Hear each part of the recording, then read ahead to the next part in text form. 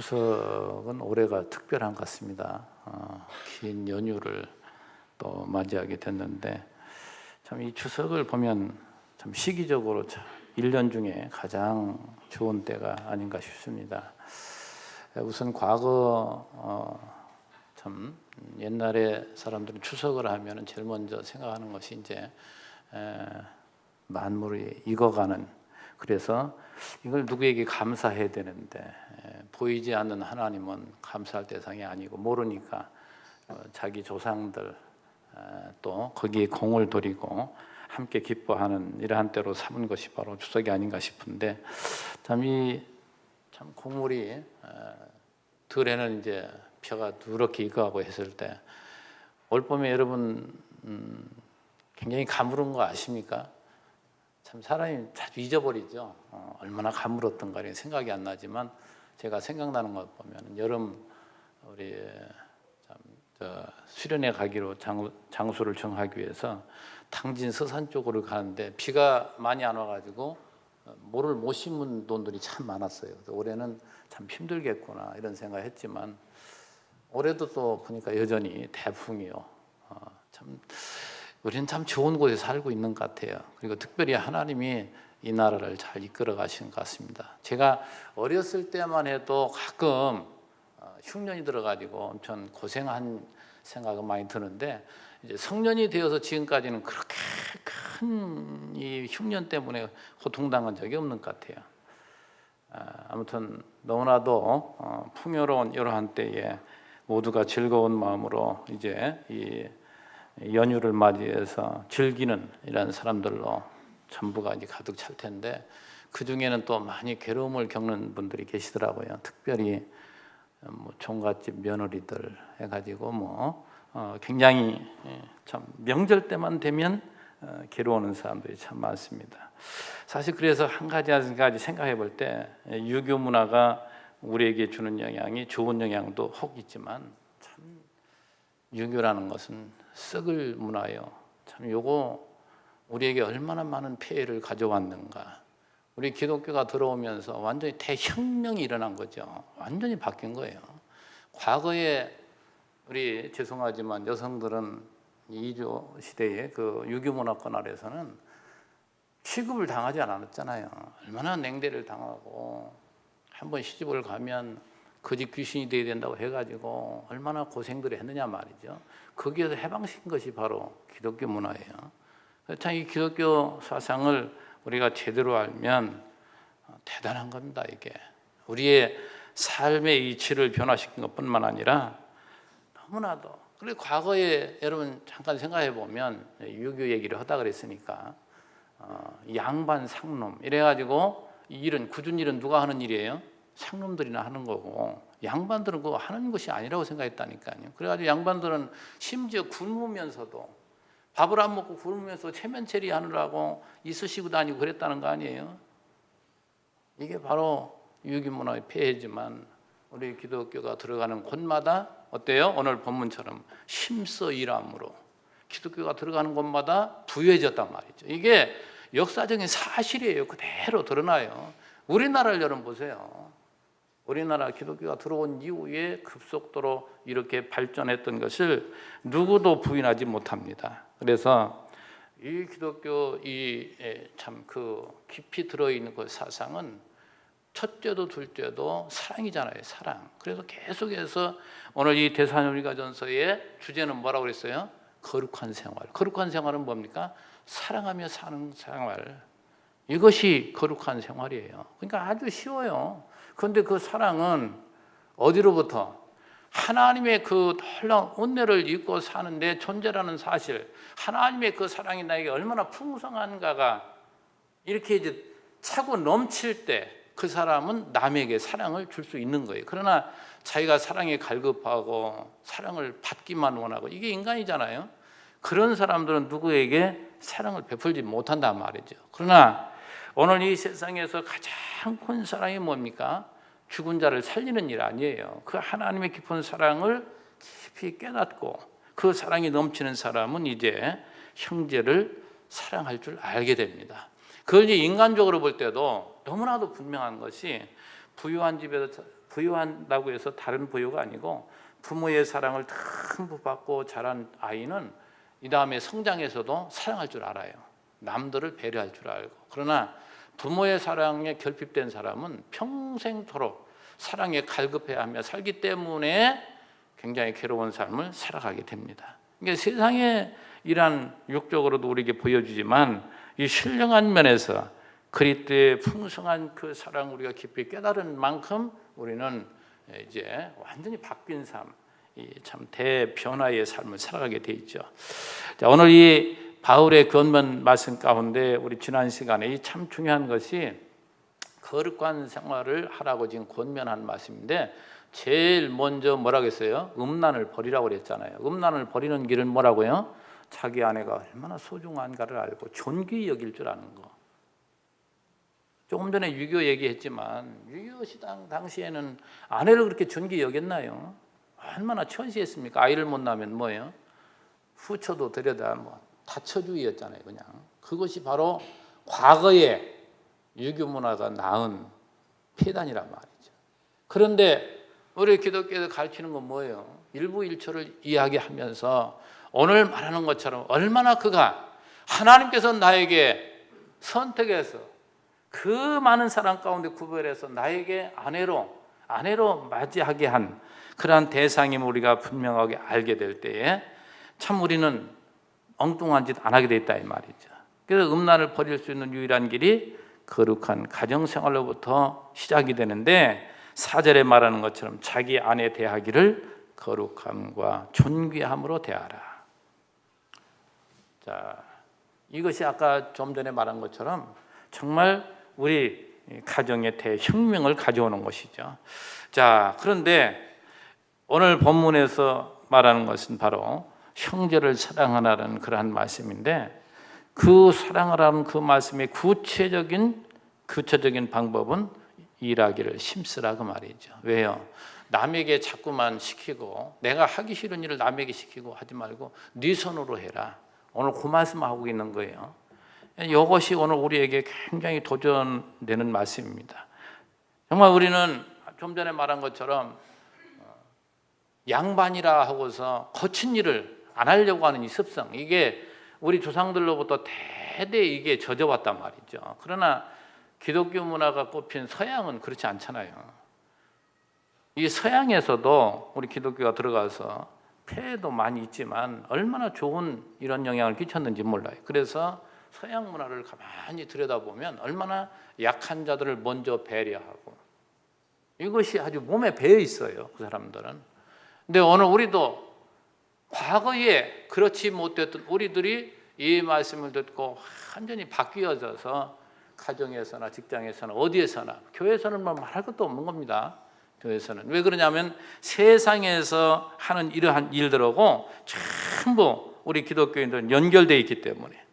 그래서 제가 가끔 무슨 생각을 하게 되냐면 어떤 설교를 이렇게 듣다 보면은 다른 분들이 설교하는 내용을 듣다 보면은 세상은 더러운 것. 그럼 세상을 정죄하면서 이렇게 구별된 이런 이야기를 하면서도 나중에는 또 교회로 돈은 가져오라고 한단 말이에요. 그러니까 다 더러운 거고 악의 일만하게 뿌리라고 이야기하면서 또 돈을 또 가져오라고 한대요.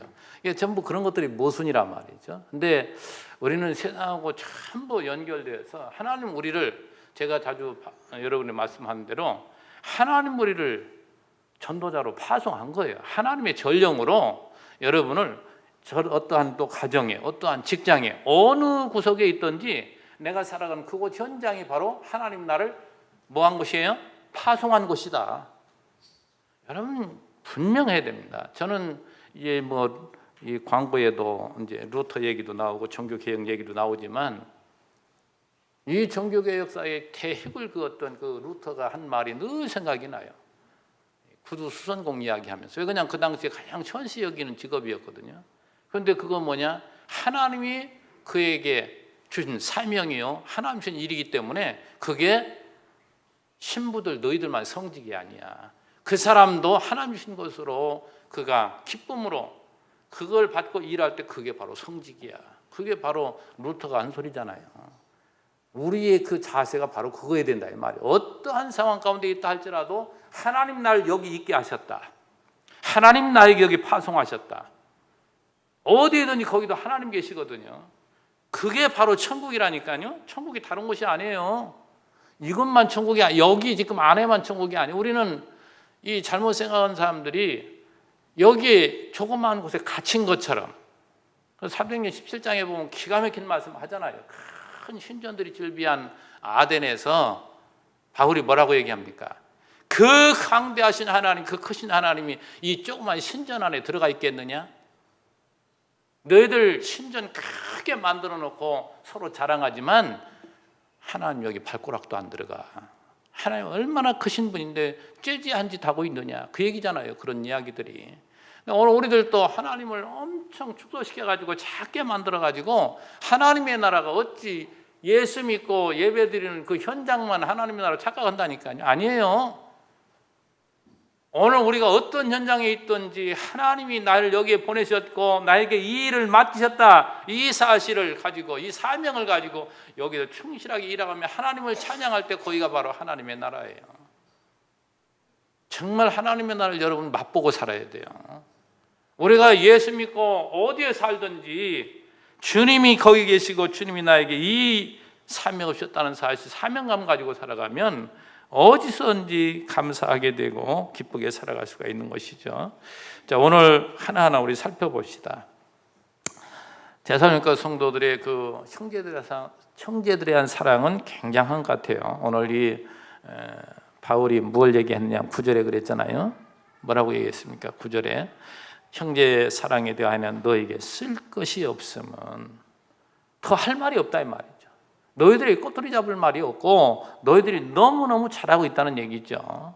바울은 굉장히 그러한 모습을 보면서 감사한 거죠. 왜 그러냐면 그들이 예수를 받아들인 지도 얼마 안 됐고 예수 받아들이고 오랫동안 신앙생활 했던 사람들이 그렇다면 또 이해가 되는데 얼마 되지 않았단 말이죠. 그런데도 너희들이 어떻게 그렇게 서로 사랑하며 살아가는지 그게 너무나도 감격스러운 것이죠. 그게 바로 하나님의 놀라운 은혜 아니겠습니까? 하나님의 은혜를 베푸는 방법을 보면 어떤 사람들은 아주 짧은 기간 안에도 굉장히 신앙생활 잘하는 사람이 있고 어떤 사람은 긴 기간 동안 예수 믿어도 하나님 앞에 충성스럽게 살아가지 못하는 사람도 있어요. 하나님은 다 각자에게 믿음의 분량이 있잖아요. 자, 우리 참 이 거룩한 삶은 아까 말한 것처럼 사랑하며 사는 것인데 정말 하나님의 깊은 이 진리의 말씀 속에서 하나님 나에게 얼마나 크신 사랑과 은혜를 베풀어 주셨는가. 이 성경의 모든 내용은 바로 그겁니다. 하나님이 누구에게요? 자기 백성에게. 자기 백성에게 얼마나 큰 은혜와 사랑을 베풀었는지를 늘 그걸 말해주고 있다니까요. 그래서 제가 자주 인용하는 말씀이 신명기 8장 몇 절이죠? 2절, 3절. 왜 하나님께서 너희들을 이 광야 40년 동안을 걷게 하셨는지 알아? 그 이유를 설명해 줘요. 너희들이 하나님을 사랑하는지, 말씀을 순종하는지. 그러나 순종하지 않잖아요. 그럼에도 불구하고 뭡니까? 하나님의 그 능력으로만 너희들이 사는 줄 알게 하시려고. 그러니까 광야 40년 동안은 우리 인생 살아가는 이 과정이잖아요. 여러분이 태어나서 주님이 부르시는 그날까지가 우리의 광야의 삶입니다. 이스라엘 민족의 그 역사로 본다면. 그러면 광야를 왜 걷게 하셨다고요? 하나님의 그 능력과 은혜로 우리가 사는 줄, 사람이 떡으로만 사는 게 아니란 말이죠. 하나님의 말씀으로 사는 줄을 알게 하시려고. 그러니까 40년 동안 그들이 거기서 지나고 가진 고생을 다하며 살았지만 하나님의 살아계심을 그들이 알지 못하고 믿지 못하고 산다고 헛된 삶을 사는 거예요. 그러나 그 수많은 고난과 시련 속에서 맞아, 하나님께서 우리를 살리셨고 주님의 은혜로만 우리 사는 거야. 이걸 알고 하나님을 찬양하고 산다면 그 사람은 광야를 어떻게 살았든지 간에 그 사람은 성공적인 삶을 살아간 거예요. 그러니까 이걸 우리에게 적용한다면 이 세상에 자기 어떠한 목적, 이상을 세워놓고 그걸 실현하는 것을 이루었다고 성공적인 삶, 세상이 하는 얘기고, 영적으로 말하면, 신앙적으로 말하면 아무리 세상에서 시련을 겪고 엄청난 고통을 당하며 산다 할지라도, 아니 반대로 풍요롭게 산다 할지라도, 이렇게 살아도 저렇게 살아도 상관없이 그 가운데 하나님이 살아계심을 우리가 배우고 그 은혜가 얼마나 큰 것인가를 농도 있게 깨닫고 찬양하며 살아가는 그 사람은 성공한 사람이에요. 그게 다른 게 아니에요. 그래서 여러분도 늘 우리는 태어나서부터 주님 부르는까지 뭐예요? 배우며 사는 거예요. 뭘? 하나님에 대해서. 그 기간이 얼마나 소중하냐 말이죠. 이 기간이. 그래서 우리의 삶이 굉장히 중요한 거예요. 어떤 사람들은 그냥 잘못된 신앙을 가지고 자기 생명을 끊어버리는 그런 경우도 있잖아요. 힘들고 어려우면. 얼마나 모자라고 얼마나 신앙이 없는 거예요.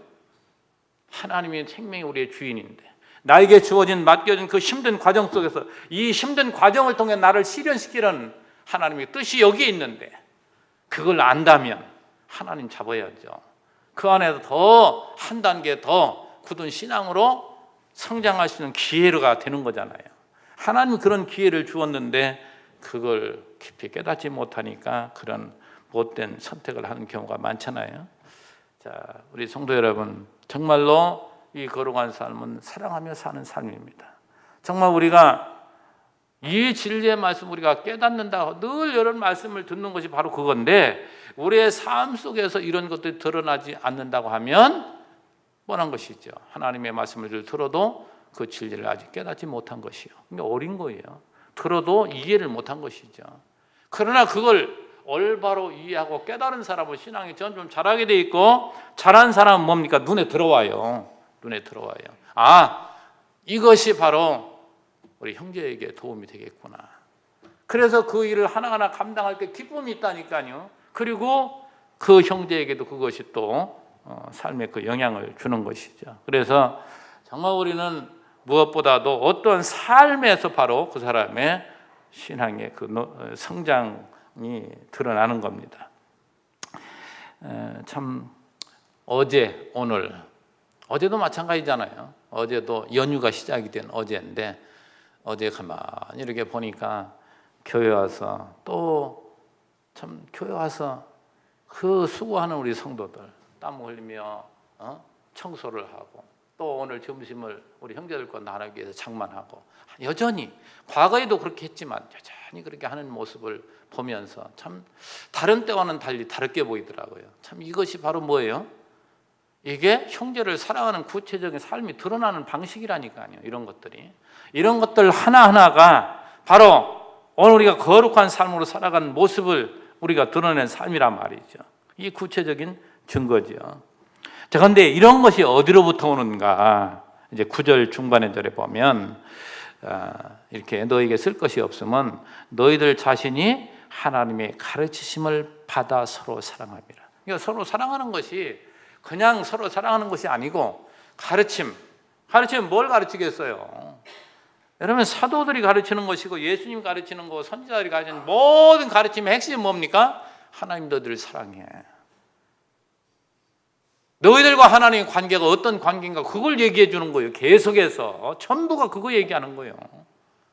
그러니까 너희들이 그 은혜를 잘 알지 못할 때 깨닫지 못했을 때 하나님 깨닫게 하는 방편으로 너희들을 때로는 치기도 하시지만 너희들 그 사랑의 매야. 전부 그 내용이잖아요. 그런 것들을 우리가 이제 듣잖아요. 듣는데 무엇보다 중요한 것이 성령께서 우리에게 그걸 깨닫는 그 차이가 있다니까요. 그래서 그걸 깊이 깨닫는 만큼 서로 사랑하며 살게 돼 있어요. 그런데 이 데살로니가 교회 성도들이 그 짧은 기간 동안 말씀을 듣고 배우고 그리고서 서로 사랑한다는 이 모습에 사도 바울은 하나님께 감사하는 거죠. 그게 왜? 하나님의 그게 은혜니까. 자, 더 놀라운 일은 이어서 나오잖아요. 10절에 너희가 온 마게도냐 모든 형제에 대하여 과연 이것을 행하도다. 그러니까 자기 지역 데살로니가라는 자기 지역 안에 있는 그 교회 성도들만 서로 사랑하는 것이 아니고 그 당시 이제 그 마게도냐 하면 우리 예를 들어 한반도 하면 뭐 서울이 있고 부산이 있고 이렇게 있듯이 그 마게도냐 반도에 이 데살로니가 있지만 그 위에 베레아도 있고 빌립보도 있고 이런 여러 곳에 교회가 세워졌단 말이죠. 그런데 자기 데살로니가 교회 형제들 자신들만 서로 사랑하는 것이 아니고 그들이 어려움을 당하면 서로 돕고 협력하고 이렇게 사랑을 나누는 이러한 교회로 이 데살로니가 교회가 살았다는 것을 바울은 알기 때문에 너무너무 감사하는 것이죠. 참 오늘날 우리 교회의 그 변화가 덜 된 것들 중에 하나가 뭐냐면 세상 모든 인간, 타락한 인간은 자기중심적 아니에요. 이기주의 아니에요. 결국 자기 어떤 유익을 위해서 모든 것을 거기에 동원하는 거잖아요. 그 세상 삶인데 교회는 그렇지 말아야 되는데 교회도 뭐예요? 교회 안에서 개인주의. 그 다음에 더 나아가서는 교회 자체도 말이죠. 이 문제가 뭐냐면 내 교회만 잘 되면 이 생각을 한단 말이죠. 우리는 늘 우리의 사고를 넓혀서 어디까지 생각해야 돼요? 저 광대하신 그리스도 머리잖아요. 그 밑에 수많은 우리나라뿐만 아니라 다른 민족, 다른 나라에도 전부 교회들이 서 있잖아요. 이게 전부 그리스도 안에 보면 한 지체예요. 연합이란 말이죠. 한 교회란 말이죠. 온 지구에 살고 있는 모든 어떤 민족이든지 예수를 믿는다면 모두가 지체인 거예요. 생각을 좀 넓혀야 돼요. 이제 과거에도 많이 이제 있던 말이지만 참 우리 한국 교회를 보면서 안타까운 것이 뭐냐면 지금 대형 교회 있다. 작은 교회들이 많이 있잖아요. 이런 것들을 이야기할 때 참 무슨 생각을 우리는 꼭 해야 되냐면 강이 있다고 칩시다. 강물이 흐르는 것은 저 산 위에서부터 예를 들어서 이제 그 뭡니까 그 한강이 있다고 칩시다. 그러면 한강의 발원지는 저 타백산맥 그쪽에서부터 흐르잖아요. 그런데 그 위에 올라가면 아주 실개천이에요. 조그만 마을에 이런 개천들이 있잖아요. 그런 것들이 물이 흘러서 조금 더 그 큰 시내를 이루고 그것들이 모여서 위에 강이 돼가지고 이제 하천에는 또 그런 것들이 모여서 큰 강이 되는 거잖아요. 자, 그 강이 지금 물이 흐르고 있습니다. 물이 흐르고 있어요. 그런데 올라가 보니까 저 위에 실개천들이 지금 말라가고 있다고 칩시다. 이것이 시간이 흐르고 또 흐르면 나중에 큰 강물이 어떻게 될까요? 마르게 돼 있잖아요. 마르게 돼 있는 거예요.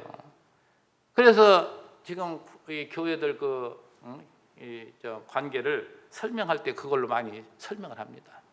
대형 교회들은 큰 강물입니다. 지금 작은 교회들이 문을 닫고 작은 교회들이 많은 어려움을 당하고 있으면 그 사람들은 너들은 이렇게 못해서 그렇지. 그러고서 비아냥거린다 이 말이죠. 나처럼 해봐. 그런단 말이죠. 아니에요. 그런 교회들을 자꾸 지원하고 살려야 자기들도 건강하게 되는데. 저는 여기 분당에 어느 교회를 보면 이제 학교를 빌려서 하는 그 교회가 있대요. 근데 그 교회에 그 목사가 하는 것이 참 마음에 드는 것이 뭐냐면 새로 입교하는 새로 들어오는 교인 중에서 다른 교회 신앙생활하는 사람 우리 등록 안 받습니다. 그래가지고 처음 예수 믿는 사람만 등록을 받아요. 근데 그것이 굉장히 좋은 생각이 드는데 내가 어디까지 또 돌아갔느냐.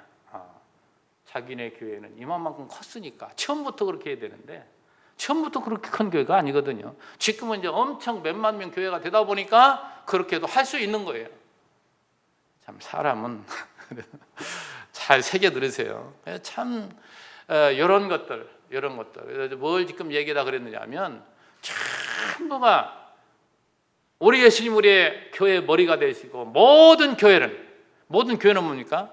예수를 믿는 사람들이 다 어느 교회든지 그 사람들도 예수 그때 한 지체요. 단지 이제 교회마다 다른 것은 그 진리가 과연 하나님이 원하시는 올바르게 지금 전하는가 여기에 이제 좀 차이가 있는 것들이죠. 그러나 원칙적인 면에서 예수 믿는다는 건 다 똑같은 거예요. 전부가. 그러나 이제 차이가 뭐냐? 얼마만큼 이런 신앙처럼 색깔이 막 다르거든요. 바르게 가르치는 교회, 이런 교회를 이제 찾아 나서는 것은 너무 당연한 것이죠. 자, 뭘 말씀드려 이 말씀 드렸느냐? 데살로니가 교회가 자기들 교회만, 자기 교회 성도들만 서로 사랑하는 것이 아니고 이웃 교회들까지라도 이렇게 서로 사랑하며 지낸다는 소식을 이 바울은 듣고 너무나도 감격해하며 칭찬을 합니다. 자, 10절 하반절에 바울이 권면을 이어가는데 형제들아 권하노니 더욱 그렇게 행하고. 그러니까 지금까지도 잘하고 하는데 그보다 더 힘써 잘하라 이 말이죠. 그러니까 사람이 아무리 잘한다 할지라도 지금 데살로니가 성도들은 어린 아이들이나 비슷한 거예요. 그러나 바울은 지금 장성한 자잖아요. 바울이 볼 때는 아직 멀은 것이죠. 더욱 잘해야 된다는 사실을 지금 말하면서 더욱 그렇게 행하라. 그렇게 행하라. 자, 근데 그렇게 행하는 거 실제적인 구체적으로 실천적인 삶을 11절 12절에서 말하는데요. 자, 한번 봅시다. 참 재미있는 말씀 표현이 나오는데 11절에 또 너에게 명한 것 같이 조용히 자기 일을 하고. 자, 지난번 시간인가 제가 하나님 말씀은 전부가 뭘로 떨어진다고요? 명령이다. 여기 지금 거네. 명령. 이걸 하나님의 명령은 행하고 안 행하고의 문제가 아니에요. 하나님은 주인이고 우리는 종이기 때문에 주의 명령은 우리가 반드시 행하게 되어 있는데 그 행할 수 있도록 누가 개입하신다고요? 성령의 은혜를 주셔서 우리로 하게끔 만듭니다. 그게 신앙의 차이예요. 그러니까 예를 들어 지금 심서 일하라고 했을 때 자기가 자기 손으로 일하라고 했을 때 아직 예수를 믿는다고 하면서도 남을 자꾸 시키기를 좋아하고 이런 사람은 아직 뭐예요? 그만큼 신앙이 어리다는 얘기예요. 그런 것들을 지금 하나하나 좀 설명하는 거예요 지금. 자, 우리 그 이어서 보시면 명령이라고 그랬죠. 명령이라. 그러면서 이어서 보시면 명한 것 같이 조용히 자기 일을 하고 이 두 가지로 좀 표현하는데 조용히 일해라. 조용히. 참 이 말씀은 참 하고 싶은 말이 참 많습니다. 참 이 교회를 다니면서 굉장히 좀 심한 말로 말하면 떠버린다고 할까, 시끄럽다고 할까, 산만스럽다고 할까. 이게 정리가 잘 안 된 아직 신앙이 자라지 성숙하지 못한 분들의 모습이에요. 진짜 신앙이 성숙하고 잘한 사람들은. 그런데 제가 염려하는 것은 아직 신앙이 자라지도 않았는데 이런 소리를 듣고 그런 채우는 분들 때문에 또 그것도 걱정이에요. 또 그냥 어리면 어린 대로 사는 게 좋은데 어린데도 어른스럽게 살아간다고 하면 어른이 속을 거 아니에요. 교회에서도 마찬가지예요. 교회에서도 신앙이 좋은 사람들이 지도자가 되어야 되는데 신앙이 올바르지 못한, 잘하지 못한 사람들이 성도들에게 말이죠. 서로 막 드러내서 예를 들어서 교회 지도자 하면 이제 교인들이 이제 투표를 해서 뽑잖아요. 교회 지도자 하면 권사를 장로를 뽑는다 했을 때 성도들이 이 사람한테 이 이제 장로나 권사 될 분들한테 속아가지고 찬성표를 던지면 잘못 세우는 거예요. 그러니까 잘 여러분이 알아들을 것이 이 다음에 이제 안수집사도 세우고 권사도 세우고 장로 세울 때에 여러분이 잘 판단하셔서 이분이 과연 교회 지도자로 되겠다 했을 때 투표해야지. 근데 또 사람은 또 위장을 많이 하니까 그런 채를 많이 하니까 또 쏘가 넘어가죠. 그래가지고 그런 분들을 지도자로 세우면 어때요? 교회가 혼란한 거예요. 교회가 튼튼하지를 못한 거예요. 그래서 교회들 문제가 되게 다 거기에서 오는 겁니다. 전부 거기서 오는 거예요. 다른 데서 오는 거 아니에요. 왜? 앞에서 자기가 가장 남들이 하기 싫어하는 일들 같은 것을 찾아서 그 눈에 들어와야 또 하거든요. 그런 것들을 이 중직들, 재직들이 다 앞장서서 하면 그 교회는 너무나도 아름다운 교회가 되는데 이건 무슨 직분을 맡았다 해가지고 남들에게 시키기나 하고 자기는 앉는다면 그건 올바른 지도자가 못 된다 이 말이죠. 마음이 많이 찔려야 됩니다. 지금 이 안수집사 또 권사, 장로, 목사까지 해가지고 마음이 막 찔려야 돼요. 보통 말씀이 아니잖아요. 이것이 이런 것들 하나하나가 정신을 바짝 차려야 돼요. 지금.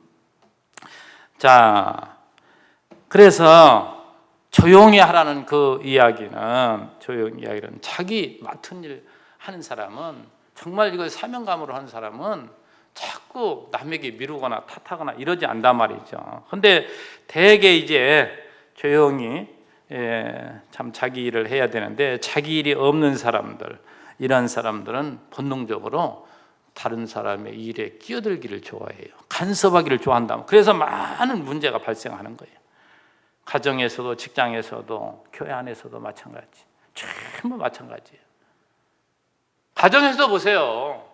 자기 역할을 잘 감당하면, 서로가 감당하면 좋은데 자기 일은 제대로 못하면서 자꾸 남 탓하고, 올바른 가정이 되겠어요?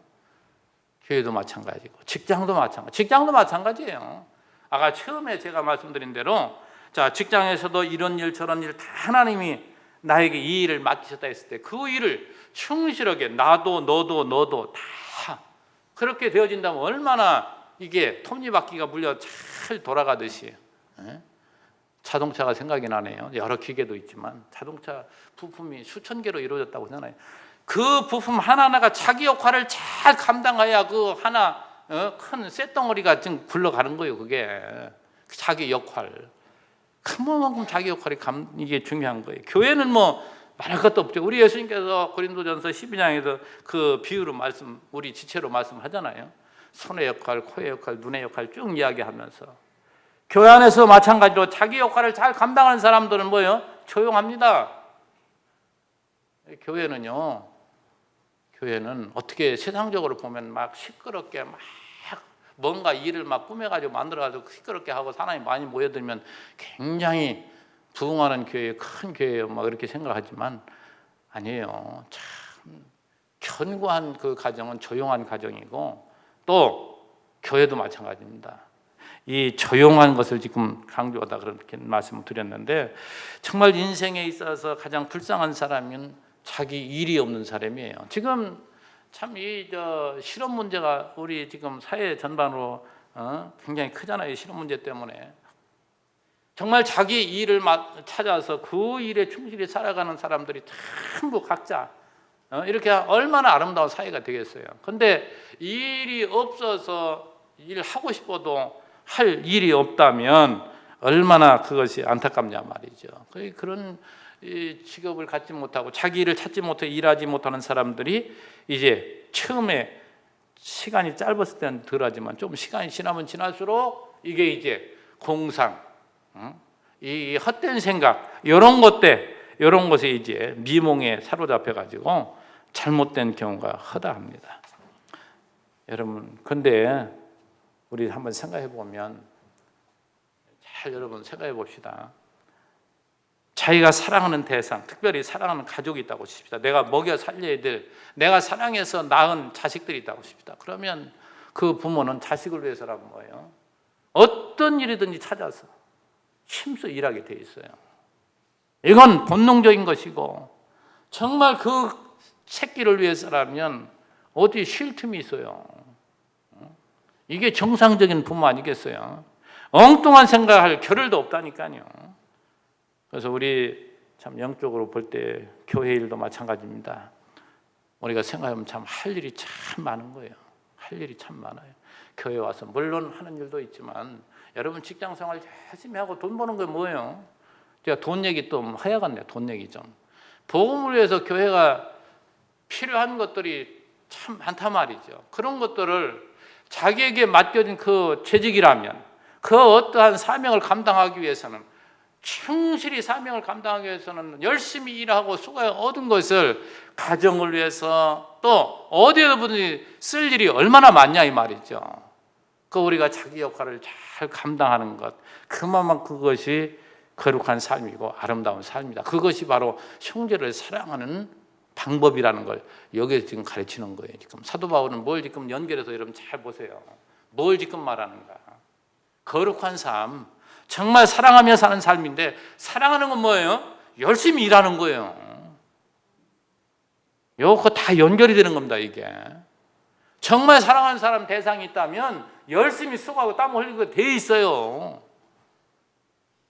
나쁜 말로 하면 농땡이 피지 않단 말이죠. 열심히 하게 돼 있지. 그래서 자신의 일은 어떻게 하라고요? 남에게 미루지 않고 자기 손으로 해라. 우리 이어서 말씀 보면, 조용히 자기를 하고 너의 손으로 일하기를 힘쓰라. 너의 손으로 일하기를 힘쓰라. 사실 생각해 보면 내가 하기 싫은 건 남도 더 하기 싫은 거예요. 내가 힘든 건 남도 더 힘든 거예요. 형제를 아끼는 사랑하는 마음이 있다면 내가 하기 싫은 일을 남에게 하라고 하는 거, 그만큼 뭐예요? 어리다는 얘기입니다. 교회 지도자가 될 수 없다는 얘기예요. 그걸 사도 바울은 이런 쪽으로 지금 말씀하고 있습니다. 자, 그런데 이렇게 자기 일을 자기 손으로 힘써 일할 이유에 대해서 그 12절에서 아주 결론을 딱 지금 말해요. 12절, 이는 두 가지입니다. 첫째, 외인에 대하여 단정히 행하고, 외인에 대하여 단정히 행하고, 이게 첫째예요. 다시 말해 외인은 뭡니까? 믿지 않는 이웃을 말하는 거잖아요. 믿지 않는 이웃에게 덕을 세우기 위함이다. 이게 건덕이에요. 이게 우리 믿는 성도들이 참 안타까운 것이 뭐냐면, 과거에 좀 잘못된 그런 신앙들을 보면은 가정도 팽개치고 직장도 팽개치고, 그리고서 산속에 들어가 기도만 하면 하나님이 자기 잘 되게 해준다고, 이게 또 잘못 가르쳐져 가지고 또 잘못된 길로 간 사람들 얼마나 많냐 이 말이죠. 그거 아니에요. 오늘 이야기를 하잖아요. 그렇게 사는 것을 보고 예수 안 믿는 외인들, 믿지 않는 사람들이 볼 때 얼마나 우습게 보이냐 말이죠. 여러분, 우리는 독불장군 아니에요. 우리만 사는 세상이 아니에요. 하나님께서 우리는 외인들, 믿지 않는 사람들 가운데 우리를 박아놨어요. 우리를 통해서 뭐예요? 하나님의 그 그림자 보여주시려고. 그래서 제가 아까 표현한 것이, 하나님이 나를 전령으로, 전령이 뭐예요? 나를 보내는 사람 대신하는 역할을 대신하는 거라니까요. 그 역할을 하라고 우리를 보내. 그러니까 안 믿는 사람들은 교회를 이야기하고 하나님을 이야기할 때 나를 보고 얘기하는 거예요. 믿는 사람들 보고 얘기하는 거예요. 그러니까 너 같은 것 보면 나 예수 안 믿겠다, 그런 사람 많잖아요. 정말 이 사람 보니까 나 예수 믿어야 되겠다, 이게 진짜인데, 이게 진짜인데. 그래서 예인들에게, 믿지 않는 이웃에게 덕을 세우기 위해서 열심히 수고하고 일해야 된다는 것을 말합니다. 정말 하나님을 믿는다고 하면서 자기 삶에 충실하지 못한다면 세상에 비웃음거리가 되는 것이죠. 자, 정말 우리 기독교를 설명할 때 여러 가지 설명이 되겠지만 이것만 한번 생각해 봅시다. 우리 기독교가 들어올 때 2조 말기, 그 다음에 일제강점기, 그 다음에 이제 6.25 전쟁 이후에 지금까지잖아요. 생각해보니까 그 일제강점기에 일본 사람들이 우리나라 사람들을 전부 말살하기 위해서 전부 초등학교 때부터 뭐예요? 우리나라 말 안 가르치고 일본 말 가르치려고. 그리고 이름도 다 바꿨잖아요. 이름, 뭐 천주교도 뭐 새로운 이름 다 지어줍니다만, 이름을 자꾸 다 바꾸는 게 뭐예요? 민족 혼을 말살시키기 위해서 그런 거라니까요. 그러면서 그 사람들이 서서히 조장한 게 뭐냐? 일하지 않도록. 첫째는 이제 가르치지 않아요. 이 무식해야 부려먹기가 쉬운 거거든요. 잘 가르치지 않고 거기다가 뭐냐면 조장한 것이 뭐냐면 술 먹고 노름하게끔. 노름은 술하고 담배가 필수로 따라 들어가더만요. 뭐 하니까 또 담배도 피고 또 뭐 하면 또 술도 먹고 하면 노름을 하잖아요. 노름 많이 하고 술 많이 먹는 나라는 그 망하는 나라입니다. 세상이 망할 때는 항상 그렇게 망했으니까. 그런데 그때 교회가 들어와서 뭘 우리 선교사들이 가르쳤느냐? 노름은 지옥가, 술 먹으면 구원받지 못해, 지옥가, 그렇게 가르친 거예요.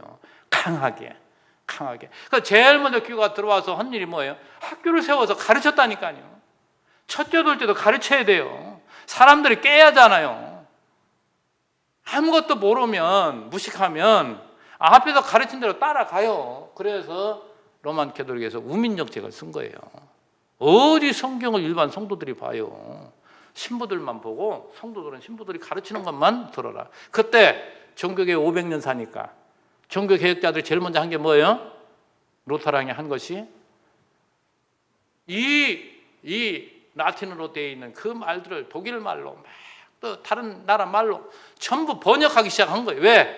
국민들이 그거 보고 읽어서, 일반 백성들이 성경을 보고 읽어야, 그걸 알아야 앞에서 가르치는 사람들이 이건 잘못 가르치네, 성경은 안 그런데, 이걸 판단할 거 아니에요. 분별할 줄 알고.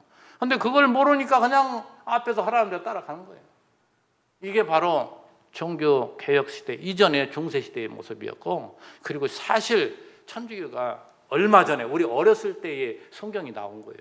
그 전까지는 일반 성도들이 성경 안 가지고 있었어요.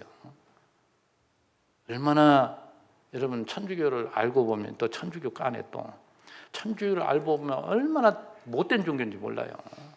우리 기독교는 그게 아니잖아요. 어디를 가든지 뭡니까? 성경을 번역하고 성경을 보고 전체에게 나눠주고 어찌하든지 성도를 하여금 이 말씀이 그런가 안 그런가 베레아교회처럼 말이죠. 여러분이 이만큼 이 성경적인 지식이 뛰어나야 잘못된 지도자들이 발붙일 곳이 없는 거예요. 아니 성도들이 무식하니까 그냥 전번에도 무슨 뭐 인천에 무슨 교회 자식 낳은 말 가지고 막 시끄럽었잖아요. 그런데도 여전히 그런 쪽으로 성도들이 세뇌가 된 것 보면 참 안타깝더라고요. 그러니까 그래서 무엇보다도 외인들의 일 향해서 우리가 단정히 행할 수 있도록 열심히 우리가 일해야 된다는 것을 여기서 말씀하고, 두 번째로 또 한 가지는 자기 일을 자기 손으로 힘써야 될 이유가 두 번째로 스스로 쓸 것을 공급하기 위해서다. 여러분 정말 열심히 수고하고 일하며 살아가는 사람이 먹고 사는 것을 걱정하지는 않잖아요. 그런데 자기는 일하지 않고 남의 도움만 받으려고 그렇게 살아가는 그러한 사람들, 우리 형제들에게 짐이 된다면 그게 뭐예요? 내가 어린 자고 우리 장성한 자가 되지 못한다는 거잖아요. 정말 내 자신이 뭔가 가지고 있어야 남을 도울 수 있는 것이지, 그렇잖아요. 입으로만 맨날 돕자 하면 무슨 소용이 있겠어요. 도울 수 있는 힘을 길러야지. 부지런히 우리는 세상 속에서도 그저 열심히 일해서 자꾸 벌어요. 여러분이 열심히 일해서 수고해서 번 그런 것들을 정말 올바른 곳에 활용한다면 얼마나 좋은데 쓸 데가 많으냐 이 말이죠. 그러니까 여기 사도 바울은 계속해서 이 엄청난 이야기를 하고 있는 거예요. 그래서 왜 이렇게 우리가 열심히 수고하고 일해야 되느냐? 첫째는 외인의 건덕을 세우기 위해서인 것이고, 또 하나는 너희가 아무 궁핍함이 없게 하려 함이라. 우리 성도 여러분, 정말 조금 전에도 이런 예를 들었습니다만 어린 자녀들을 위해서 가장은 쉴 틈이 없습니다. 정말 땀 흘리고 수고해도 더 열심히 일하고자 하는 것이 바로 사랑하는 자식들을 둔 부모의 아름다운 모습이 있죠. 우리 아름다운 하나님의 나라 교회, 이 제들교회를 이곳에 세워주시고 여러분이 재직이 되셨다면, 평소에는 제가 이런 말 않지만 이런 데 오니까 얘기해야 되겠어요. 재직이라면 지도자예요. 지도자라면 사랑하는 우리 밑에 자녀들이 있잖아요. 어린 그 자녀들을 위해서 내가 좀 더 한 발 더 뛴다는 마음으로 더 수고하고 더 열심히 주를 위해서 해야 될 일, 왜 그걸 분별을 못해요? 그걸 왜 몰라요? 다 알죠? 다 모르는 사람 없어요. 신앙생활 한두 해 했어요. 다 알지. 이것이 바로 하나님 앞에 오면 거룩하게 사는 거라니까요. 거룩한 삶, 사랑하는 삶이 다른 게 아니에요. 이런 것들이 바로 교회, 이 땅 위에 이 죄 많고 허물 많은 세상 가운데 하나님의 사랑으로 세워준 교회가 감당해야 될 일들인데, 먼저 교회 안에서도 어린 자가 있고 자라면서 이제 좀 자란 형이 있고 그 위에 더 큰 엄마 아빠가 있고, 가정사로 비유해서 그렇게 이 교회를 이렇게 생각해 본다면 자기 역할, 이만큼 자랐으면 여러분이 말씀을 듣고 한 해 두 해 신앙생활 5년 10년이 지나서 재직이 되고 한다면 이 역할을 감당해야 될 거 아니에요. 이게 정상적인 삶이지. 이게 그래야 내가 힘있게 더 전진하고 그런 사람 하나님 더 들어서 더 부어주실 거 아니에요. 일할 수 있도록. 항상 어린 역할을 하면 그 사람이 거기서 헤어나올 수가 없어요. 이만큼 내가 자란 만큼 열심히 수고해 땀을 흘리고 사랑하는 만큼 하나님이 또 일할 수 있도록 영역을 넓혀주시는 것이지, 이 자리에 있으면서 이 자리로 한꺼번에 올라고 막 주야 이렇게 달라고 하면 그 하나님이 해주시겠어요? 다 하나님 그런 만들어서 하나님 사용하시는 것이지. 그래서 여러분도 정말 사명을 바로 감당해야 돼요. 이제 마지막 부분 결론적으로 말씀드리면, 우리 그 13절부터 18절 다음 주에 우리가 살펴본 말씀인데, 그 당시 데살로니가 성도들이 주의 재림을 기다리면서 이 잘못된 신앙으로 받아들인 거예요, 이게. 그래가지고 뭐예요? 90년대, 80년대 후반 90년대 우리나라에 이 담임 선교의 중심해가지고 주님 곧 오신다, 재림 곧 하신다 해가지고 이 사람들이 모여가지고 뭐예요? 일도 안 하고. 이 비슷한 상황이 지금 데살로니가에도 있었다 이 말이죠. 그래서 이것이 좀 연결이 되는 거예요, 지금. 너희들 정말 오늘 주님이 오신다 할지라도 내게 맡겨준 열심히 성실하게 일을 해야지. 이게 진짜 올바른 신앙이지. 주님 오신다고 손꼽으면서 말이죠. 내일 모레 오신다? 그럼 일 얼마씩 나요? 안 나요? 일 안 하려고 하잖아요. 그거 아니에요. 내가 또다시 담대하게 말씀드립니다. 우리 주님은 내 세대는 안 오실 것 같으니까 걱정. 또 시기를 얘기하면 또 이단이라고 하는데 여러 정황을 보면 그래요. 그러니까 여러분 때 우리 어린 아이들 지금 때도 마찬가지. 그들 시대에 주님이 오실 일이 지금 안 보여요. 제 눈에 볼 때는. 그러니까 열심히 수고하면서 가정을 위해서 직장을 위해서 나에게 맡겨진 하나님의 본분이 무엇인가를 알고 성실하게 살아가는 사람. 이게 거룩한 삶이에요. 이게 형제를 사랑하는 것이고 가정 안에서도 열심히 자기 일을 잘 하는 것이 형제를 사랑하는 것이지. 자기가 할 일을 하지 않으면 다른 사람이 힘든 거예요. 왜? 대신 해야 되니까 누군가는. 교회 일도 마찬가지예요. 이 일을 목표로 해서 서로 협력해서 일을 합니다. 내가 이만큼 짐을 져야 되는데 안 지면 다른 사람이 그만큼 힘든 거예요. 그게 형제를 사랑하는 겁니까? 아니지. 자기 역할을 잘 감당하는 것이 거룩한 삶이고 이것이 우리 말씀만 우리 3절만 봅시다. 그건 하나님의 뜻은 이것이니 너희의 거룩함이라. 하나님의 뜻이 뭐예요? 이 거룩한 사람 다른 말로 표현하면은 음란을 버리고 자기 아내를 아끼고 그 다음에 줄여서 말하면 힘써 자기 일을 역할을 잘 감당해서 자기 손으로 열심히 일하는 사람. 이게 형제를 사랑하는 것이고 거룩한 삶이고 하나님의 뜻이에요. 이게 여러분 꼭 하나님 뜻 다른 데 있는 게 아니에요. 내 자신이 맡겨진 현장에서 성실하게 사는 것이다. 이게 거룩한 삶임을 기억하시고 여러분 충실하게 살아가시기를 주의 이름으로 축원합니다. 기도합니다. 하나님 아버지 감사합니다. 오늘 이 아침에도 예배드리면서 주의 말씀 다시 한번 상고해 봤습니다. 정말 우리가 잘못된 이 말씀을 우리가 오해하게 되면 바른 신앙 갖지 못하고 형제들을 힘들게 하는 경우가 많습니다. 하나님 우리에게 맡겨준 일이 얼마나 많습니까? 가깝게는 우리 혈족으로 가족으로 주님이 맺어주셨고 또한 나아가서는 이 사회 가운데서도 한 구성원으로 우리를 살게 하시고 더 나아가서는 주님의 몸된 교회를 통해서 우리에게 서로 연결해서 한 지체로 세우셨을 때 우리가 감당해야 될 일들이 얼마나 많습니까? 하나님이여 지혜를 주셔서 성령의 은혜를 입게 하셔서 우리 성도들이 더 잘하게 하심으로 힘써 일하게 하시고 일한 만큼 더욱더 큰 하나님의 그 영광을 위해서 저들이 쓰임받을 수 있는 그릇들이 될 수 있도록 축복하옵소서. 이 연휴 기간 동안도 하나님 지켜주시되 우리 어디에 있든지 성도의 본분을 다하게 하시고 안전하고 기쁨 있는 즐거운 시간들 될 수 있도록 축복해 주시길 원하옵고 예수님의 이름으로 기도하옵나이다. 아멘.